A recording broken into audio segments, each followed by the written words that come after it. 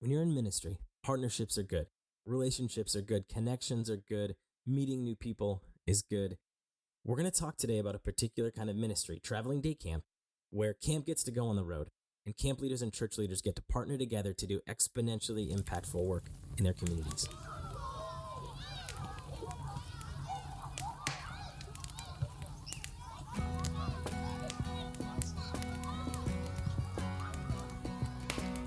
Welcome to the Sacred Playgrounds podcast, where we dive deeply into theology, research, and practical wisdom for camps, retreat centers, and other key ministry spaces. I'm your host, Jared Rendell, camp enthusiast and part of the Sacred Playgrounds team. This podcast features Dr. Jake Sorensen, a scholar and practitioner who's helping us all think more deeply about outdoor ministries. Wander with us what God might have in store at your Sacred Playground.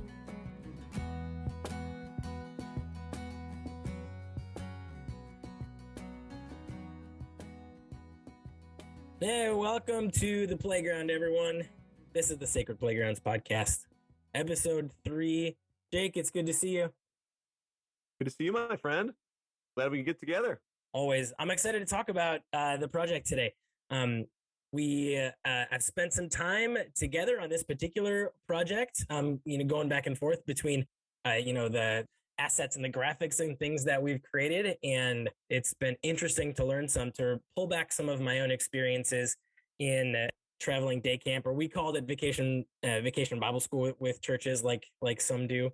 We'll talk about some of those different terminologies and how this works in different settings in a minute here, but it's been really interesting. It's been eye-opening to me to learn some of the different ways of doing this. We all do this, right? All these us camp nerds, we get into our way of doing things, and it takes conversations like this sometimes to open our eyes to some of those other possibilities, and that's so good to do, right? Whether we're a camp director, whether we're leading programs, or this is true for churches, this is true for parents too, to know some of these different ideas and ways of doing things, so that we all get to contextualize and to make it matter for us, for our people, for our families. So I'm excited to talk about these intersections of camp and church. I think are really interesting, and we've been trying to figure out what this looks like a long time in outdoor ministry, and I think there's even some unique potential right now for some of these interesting partnerships. So I'm excited to talk about this Camp2Congregation project. That's what we're exploring today. Camp2Congregation has been one of the projects that the Sacred Playgrounds team has been working on over the past couple of years now. So we're studying traveling day camp, trying to understand the impacts that it has. Before we get to some of those things, give us a quick rundown of what we're talking about here. What is traveling day camp? When we use that terminology, what are we talking about? Yeah, traveling day camp, essentially is taking camp on the road, doing the day camp model in another venue. So a lot of camps do day camp on their sites. Some camps are specifically day camps. And so day camp contrasts with overnight camp in that there are no overnights. It's just for the day. So the kids come maybe in the morning and leave in the afternoon or leave in the evening. So it's a kind of a single day program. A lot of times the same kids will come back day after day for a period of a week or so. And so that's what the day camp model is. So a lot of camps do that on site. Maybe the YMCA does it on site. Traveling day camp is a little bit different in that the goal is to take the camp program from a site, from an overnight camp site, and send it on the road to a different location. And this almost always, in the Christian context, takes place in the context of a congregation. And so it's a partnership between the camp and the congregation, and it's the camp staff running a day camp program at the congregation. And so it's a really cool partnership ministry. The camp staff are the trained ones. They bring the program, they bring the interactive activities into the congregational setting. Yeah, that makes sense. So tell us about the project a bit. Give us a sense kind of the scope, because it was a big project. And it was a big project. Yeah, it was. Yeah, we can only do these sorts of projects when they're grant funded. And this one was no exception. And so it was the Lilly Endowment that approached me several years ago and said, hey, there's this camp, this big evangelical camp here in Indiana. It's called Spring Hill. and they're doing this really cool, innovative program where they're taking camp on the road and they're going to these congregations and they're leading day camp programs. And the staff are like staying in host homes. And it's this really cool, new, innovative program. And I started laughing. And, and you know why I'm laughing? Because we're both Lutherans. And in the Lutheran camping tradition, we've been doing traveling day camp since the 1970s. I mean, it originated with Lutherans out in Oregon. Jerry Olstead and Rod Boriak were out there at the time, and they initiated traveling day camp programs. It spread throughout the Lutheran network, and then eventually it kind of started spreading to Presbyterians and Methodists. But the really cool thing was, and what I discovered was that Spring Hill and some of these other evangelical camps rediscovered it. They didn't borrow it from the Lutherans or the Methodists. They came up with it sort of on their own. And the model looked so similar to what you and I experienced when we were summer staff members, you know, however many decades ago that was. We won't necessarily date ourselves at this point. But that was a really cool insight. And so I immediately said, this is fascinating, and we need to look at these two different models and find out the similarities and the differences. And so it turned into a project of not just studying Spring Hill and what they were doing, but also looking at some of the Lutheran camps in their area, and their kind of their geographical reach, and seeing what they were doing and what were the similarities and differences in the models, and also what the outcomes were. And so the project ended up being huge. We ended up looking at multiple camps, 6 different camps, or 6 different states that these camps were spread across. We did 16 site visits to these day camps. We did interviews and focus groups. So we ended up with over 40 hours of recording that we ended up, transcribing and analyzing. We did hundreds and hundreds of surveys of the parents, of the summer staff members, of the camp directors throughout the country that do these programs. And so it was a very large project. We had 6 dimensions of the project. And all of these data streams came together into what we have now in terms of the executive summary, but also some of the materials that are on the site. Sure. So for folks listening right now, they, and we'll mention this again, but they could go take a look at the executive summary, more narrative version, some of the graphics and the things and the stories that we were telling at Camp2Congregation.com, right? Yes. Camp2Congregation.com is still active. And then there's also a portal through the Sacred Playgrounds website, so they can get to it either way. But yeah, the direct link, Camp2Congregation. And that's the number 2. So it's Camp2Congregation.com. Good catch. So that helps us know a little bit about, because in a lot of these projects, it's interesting, and you probably, as you're living it, right? There's research on different things out there, and it always feels like these big broad umbrellas, but it's the researchers, it's the Sacred Playgrounds team who have to say, yeah, here's this idea.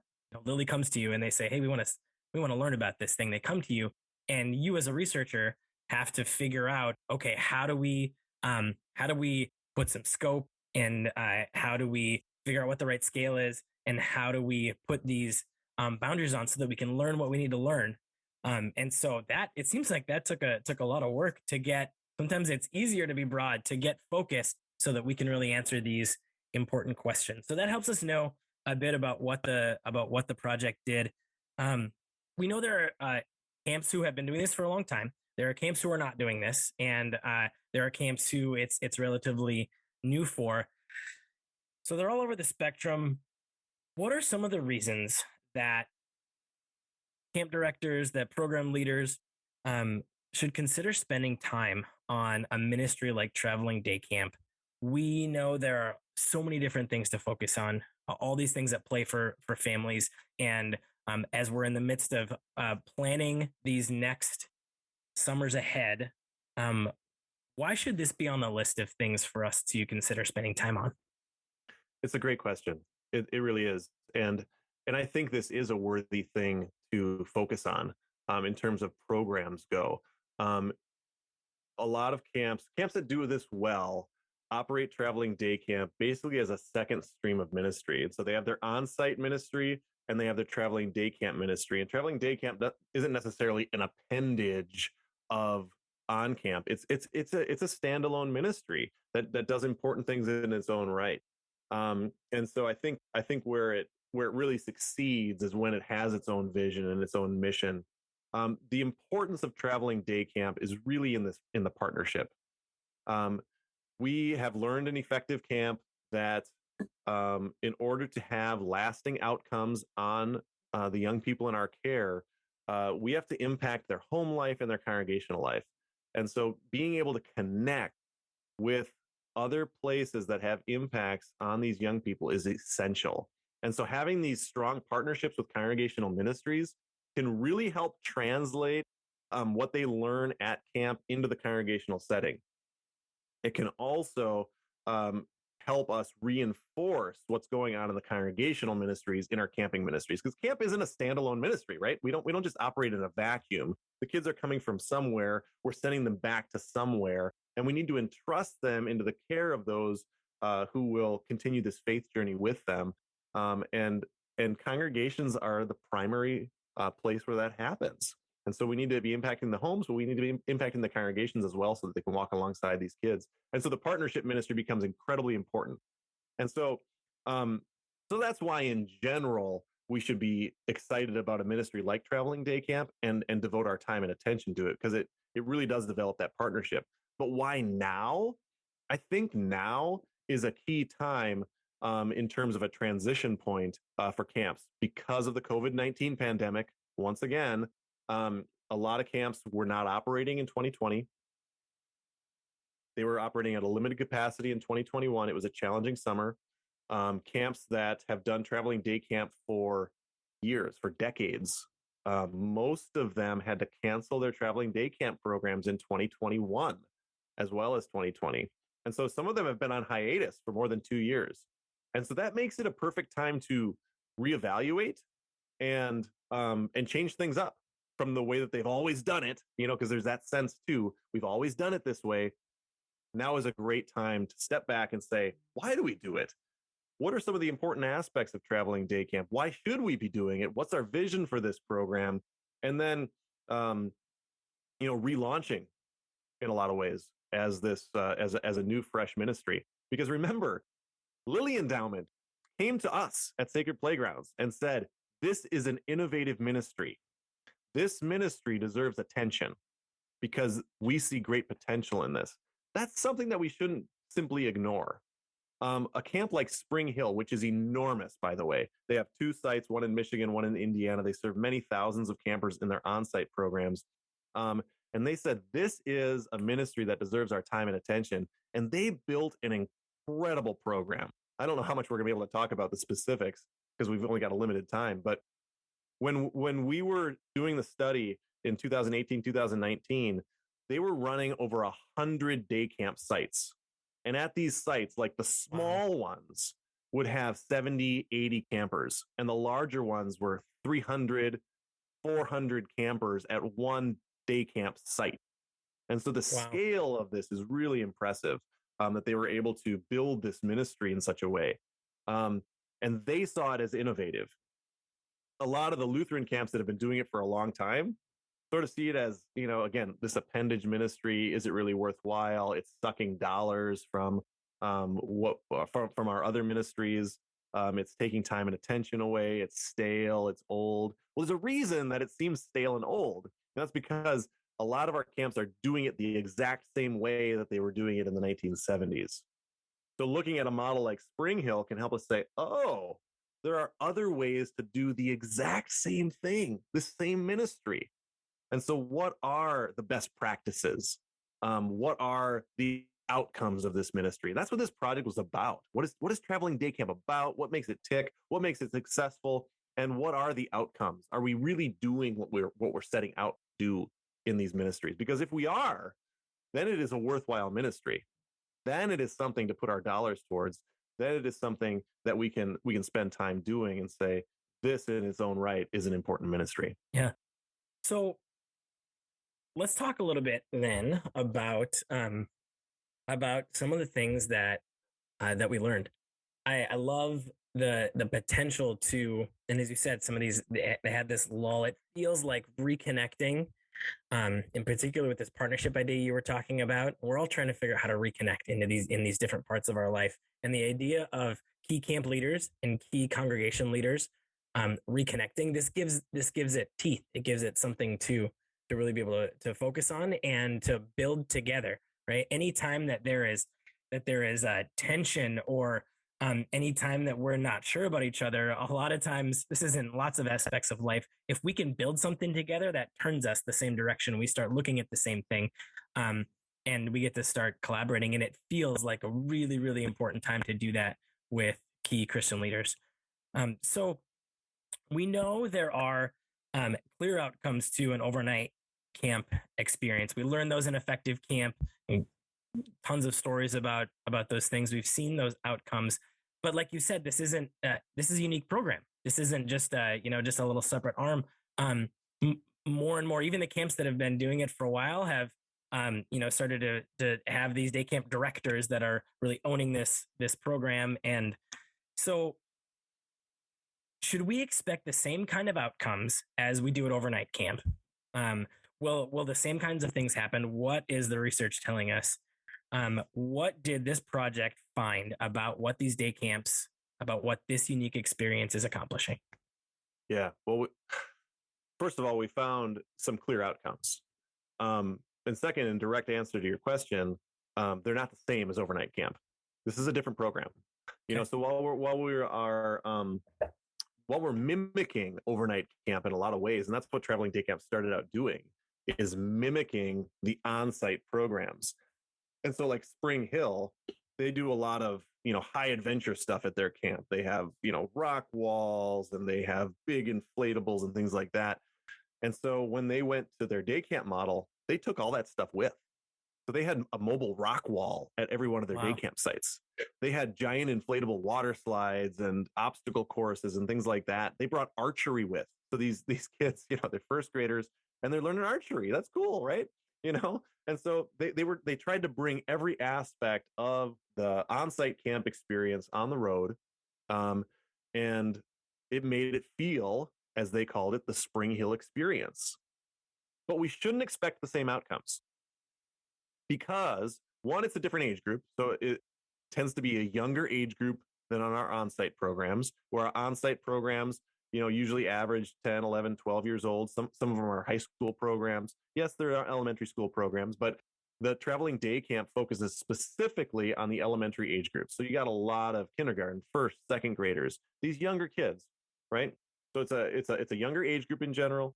It's also you don't have the overnight experience. And so you don't have those late nights where the kids are homesick. You don't have those experiences in the cabin where they're thinking through stuff or doing devotions late at night, or they're laying out under the stars and wondering about where they fit in God's creation. There's not those down times at day camp. I don't know about you, but when I was on summer staff, we would look at traveling day camp as a sprint.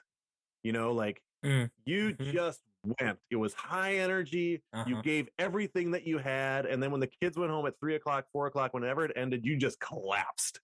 And you had the I evening to remember. just recover.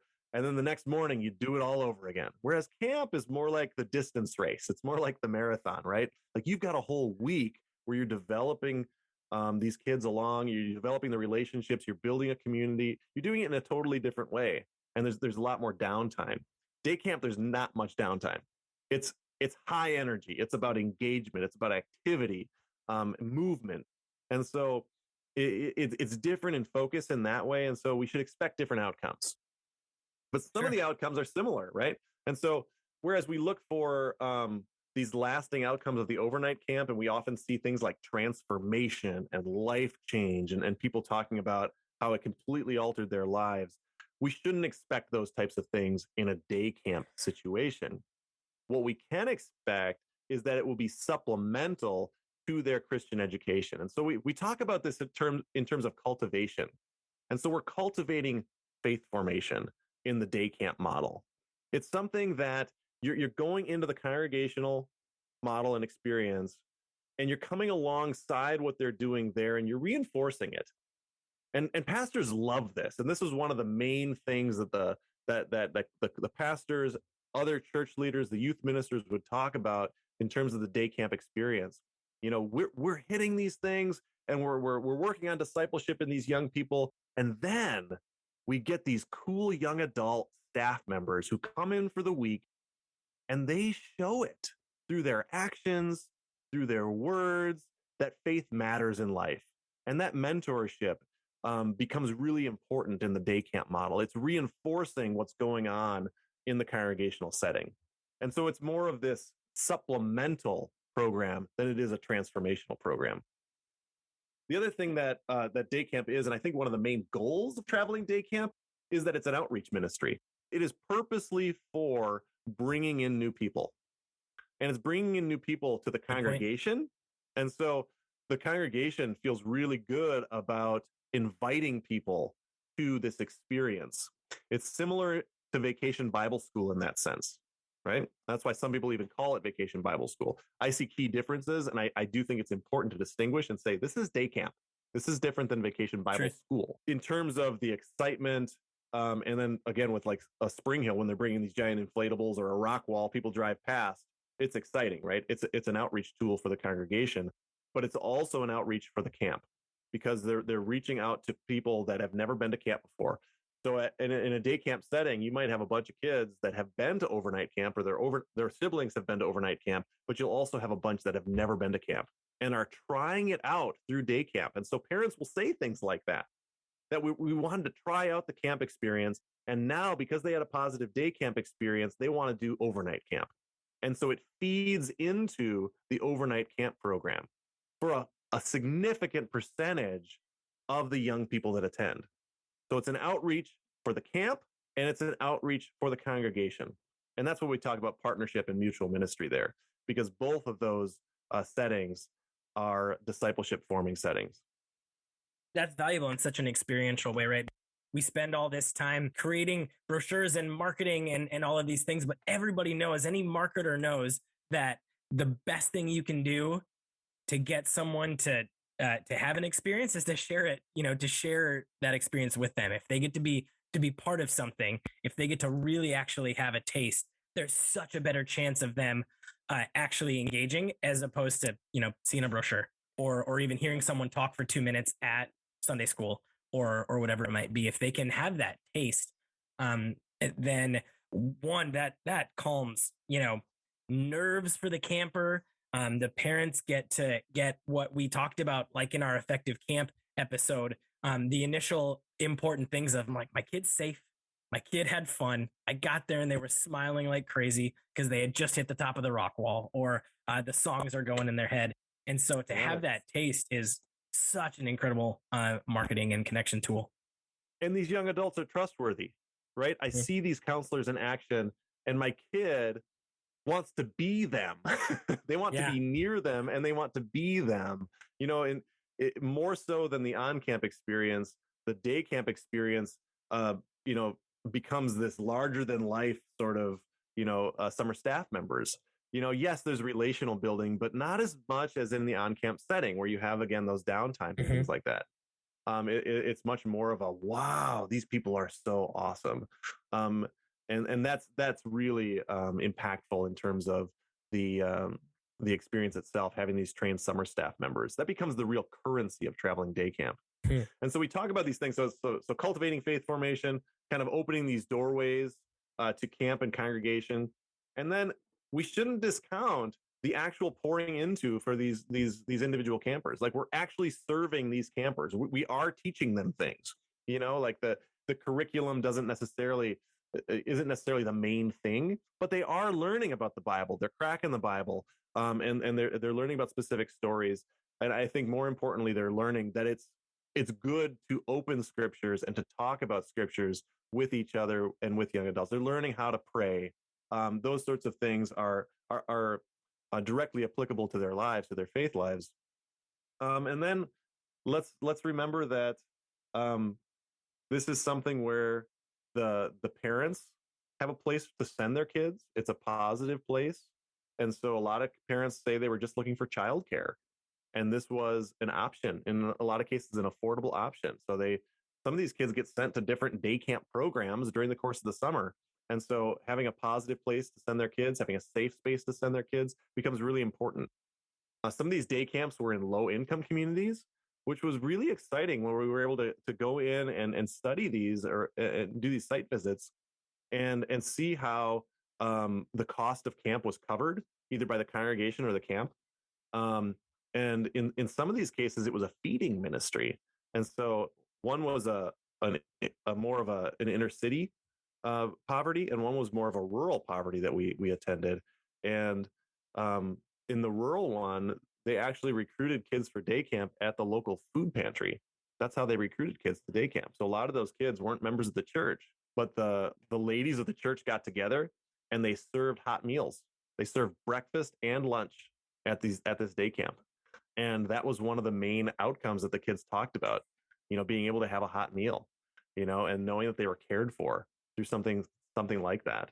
And so there's this direct ministry and this direct pouring into of the kids through things like those, like serving the community and doing the feeding ministry, providing quality childcare where the parents know they're safe, and then helping kids grow in specific ways, and the staff too. Really helping the staff grow, because this was a growing experience for the summer staff members. These are young adults.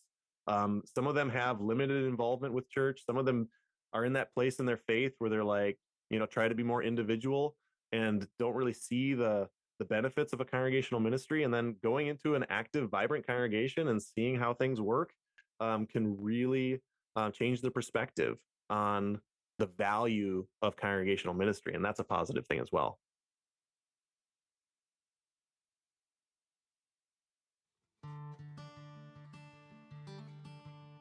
The Effective Camp Project has helped Christian camps across the country tell their story in a new way to parents and donors. You know that camp makes a difference because you see it with your own eyes. But we need reliable data to convince those who are skeptical and to help us identify areas for improvement. Now is your chance to gather data from your own camp. Our team of experienced researchers works with you to create custom surveys for your campers and parents. We compare your results to data from dozens of other Christian camps to show where your camp really shines and to target areas for program development. In addition to data reports and in-depth consultations, you will receive a communications toolkit to share your unique results with your audiences. Visit effectivecamp.com to learn more.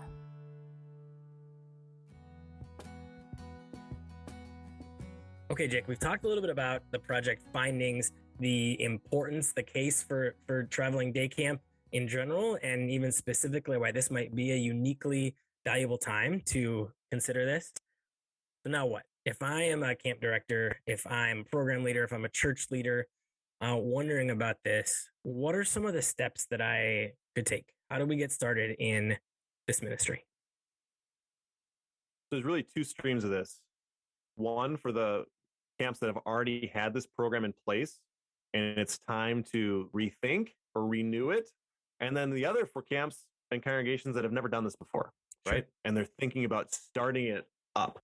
And so I think in the latter case, for camps that have never done traveling day camp before and are thinking about this ministry because it's important, because it's valuable, because it's a strong partnership with churches, it really develops goodwill with communities, with pastors, with parents, start with a pilot program. And this is such an easy way to start. Find somebody who's going to put some effort into it and direct it and start it well. So make sure you have a few dollars to actually get this program off the ground, and then pilot it. So find a willing congregation and say, hey, what do you think about partnering on this project? And we're going to try to get as many kids as we can. And we're going to bring as much of the camp program as possible to your site. And so what does that mean? And then talk about it together. In order for this to feel like Camp X, our camp, it has to have this and this and this. How do we pull that off? What kind of dollars are we going to need to do that? Okay, now let's do it together and let's see how it goes. So you can start with one congregation, probably getting like 3 on board so that you can have a team that goes to 3 different congregations during the course of the summer and runs it 3 times, I think would be a better way to get a pilot program off the ground. And then you can go with kind of your biggest supporters. And that's the nice thing, right? You get the people that are most enthusiastic about your camp, that really want to make this happen, that will get out into the community and promote this. And you get that energy and you use that in order to have a successful program in the first year. So that could be like board members. They might be the right one. You're already doing some work together, so those could be some good starts. So start small but mighty is what you're saying. Absolutely. That is absolutely what you do, because you want to say at the end of it, what went well, what didn't go so well, what might we want to tweak or change? And then you can really hit the ground running. And what you'll also have is you'll have trained staff ready to go for the following year. And so that's exactly how I would start it. And that's how the first Lutheran camp started it. That's how Spring Hill started. They ran a pilot program with just a couple congregations that first year.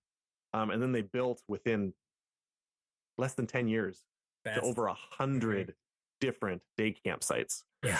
So they really scaled up. So if you're a camp or a congregation that has already done this in the past, there are so many parts of this project that you can look at for solid ideas of how to tweak the program. We've got our site visit reports. We've got the executive summary, and you can get a good sense of what are the key elements of the programs. And so the 3 main elements are, again, the partnership between the camp and congregation and strengthening that, make sure that's very strong. Having well-trained summer staff leading the programs, and then having your interactive programs. So what are those programs going to be? How are they going to be active? How are they going to be participatory for the young people? So having those 3 in place and tweaking those with the project findings can really help your program. For our Lutheran friends that have been doing this for decades, if it feels stagnant, it might be stagnant because it needs to be rethought. So when day camp was first started, the idea was we're going to send our people on the road. We're going to have camp as well as we can do it in the congregational setting. From Jerry Olsted's own mouth, I talked to him about this. He said, we stuffed everything we could in a van and we sent them on the road. And they were able to, in the 1970s, early 1980s, do that because the main thing about camp was the staff, was the excitement, was the energy, was the songs, things like that. And they were able to do a pretty good job doing it that way.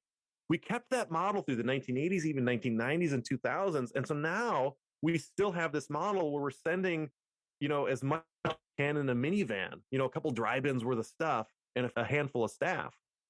The model needs to be tweaked. We really need to start thinking outside the van and bringing actual apparatus, bringing things, key elements of the camp experience to the congregation. Does that mean we need to do it like Spring Hill, where they have, maybe 40 staff on a site, Sure, a mobile rock wall, and a couple trailers full of stuff? I don't think we necessarily need to do that. That can be a positive model, but it can also, what we found from the study, lead to a little bit of a reliance on the apparatus.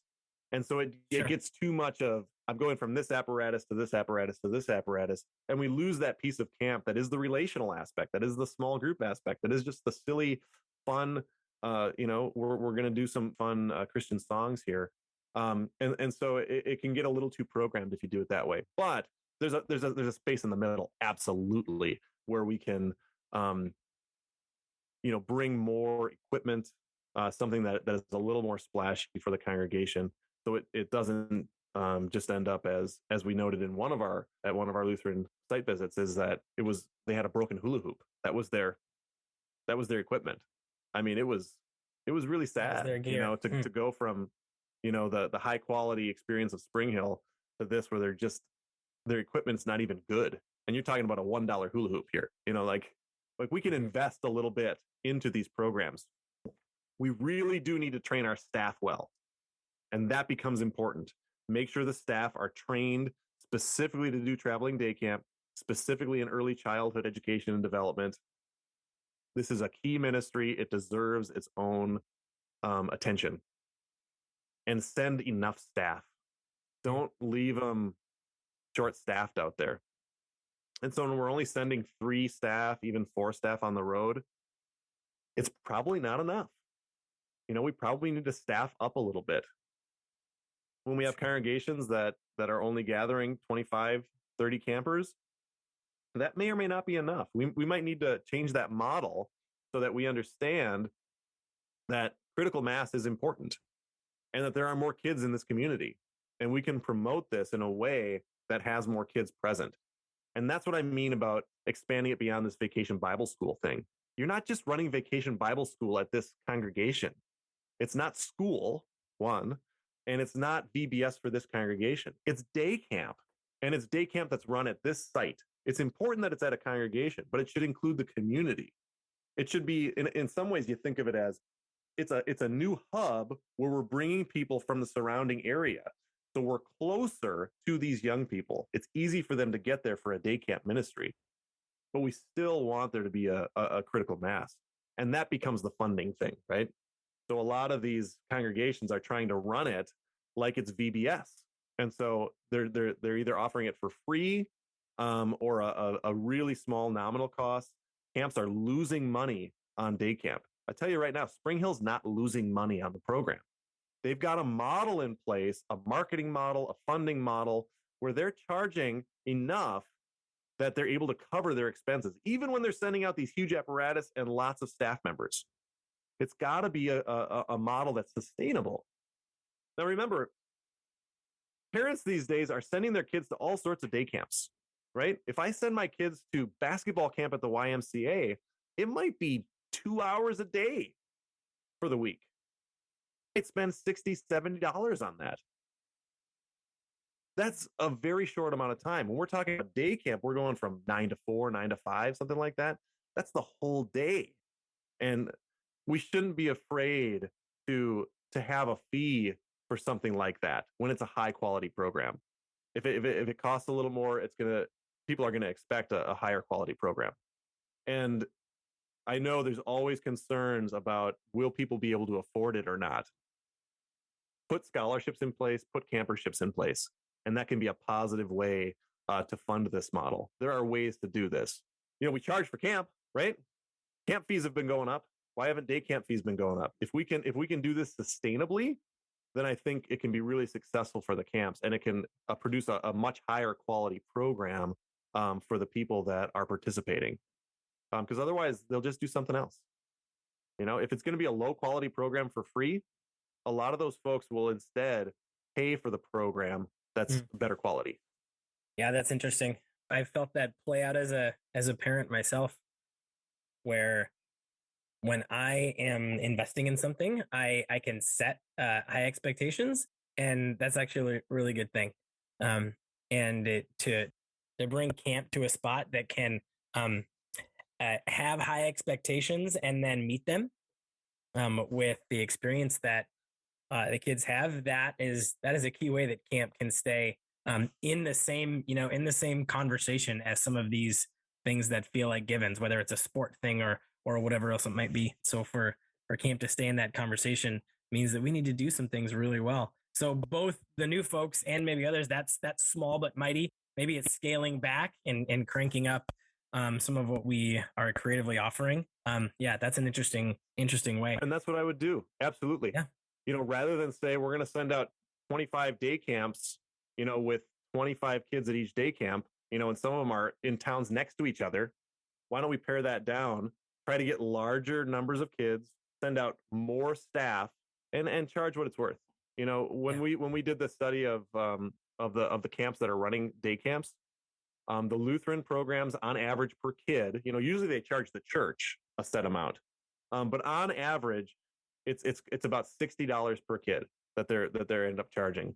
For the non-Lutheran kind of mainline camps, Presbyterians, Methodists mainly, it's more like $70. And we're talking about the evangelical camps that are running these programs, including Spring Hill, but there's others as well. It's over $200 per camper that they're charging. Wow. Now, we don't necessarily need to charge $200 for the day camp program, but that's probably what it's worth.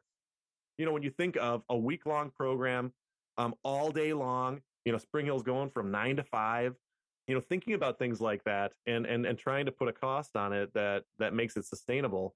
can be really helpful in terms of a model here. And so that's something for us to think about as we think about this. And additionally, the registration. How does registration work? If the church is just putting it out in their newsletter and signing up a few of their Sunday school kids, then maybe it does feel more like VBS.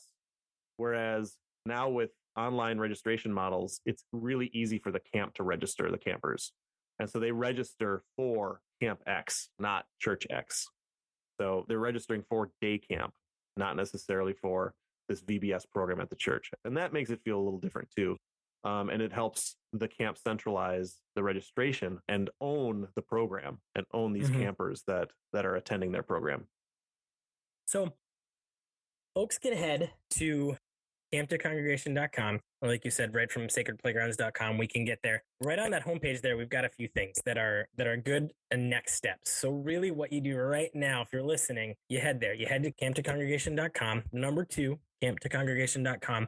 You go right down the homepage. And one of the first things you're going to find is a training and prep resource that lays out the basics of this project and what we just talked about. It lays out what's traveling day camp and what does camp do. And that's something you can use for your own learning, or that's a great starter for a conversation with a fellow camp leader, with a church leader, with someone on your board, with a pastor. So you can download that right now and have that in hand and use that to be a starter for those conversations that you can align your values, align your common goals, and then get a process started to potentially putting it in place. So that's one thing you're going to find on Camp2Congregation.com. If you want to see more of the numbers and some of the graphics and some of what the data that was crunched with this project, the executive summary is right there too. You can download that executive summary, read through that. That shares information with the data that's underneath of some of these things that Jake has been talking about and why this matters. And then if you want to dig more, you can read more of the project findings, more about each of the site visits, because there was a write-up for each of those site visits that get contextualized. So folks might say, hey, I've got a congregation that's kind of like this, and my camp is kind of like this. And so this is helpful to learn. So they've got a lot of stuff, Jake, that they can use as a resource to get started, including a conversation with you, if that's helpful. Yeah, absolutely. I would love to talk through a program like this with specific camps, because all of this is contextual, right? We're talking about bringing the camp program from a specific camp into a congregational context, a specific context. And that means it needs to be adjusted a little bit. And so we don't necessarily want the cookie cutter model. And so taking some of these concepts and applying them, I know it can be challenging, and we're not saying you need to do it this way. You need to do what's right for your camp in your context, and serve the congregations that you're partnering with in their context. And that becomes incredibly important. But knowing that this program is impactful, that this program is valuable.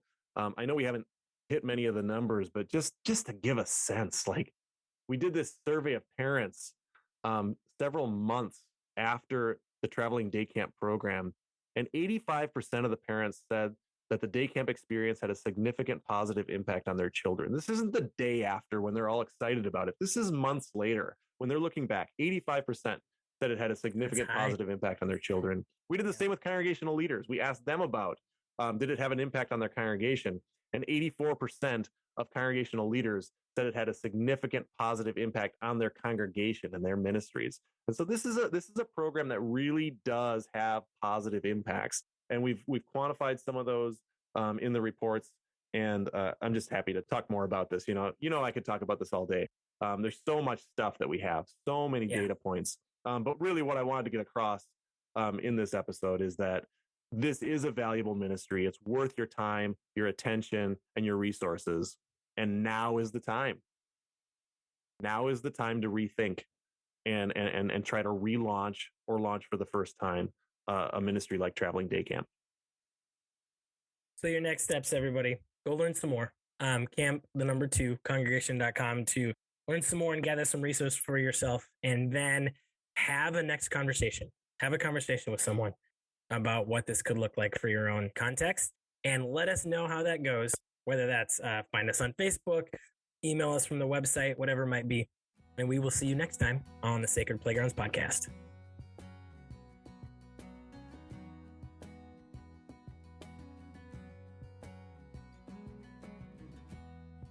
Thanks for listening to the Sacred Playgrounds podcast. This episode was produced by me, Jared Rendell, and featured Dr. Jake Sorensen, lead researcher and founder at Sacred Playgrounds, LLC. Our theme music was written and performed by Taylor Wilson. You can find his original songs wherever you get your music. Learn more and connect with the Sacred Playgrounds team at sacredplaygrounds.com.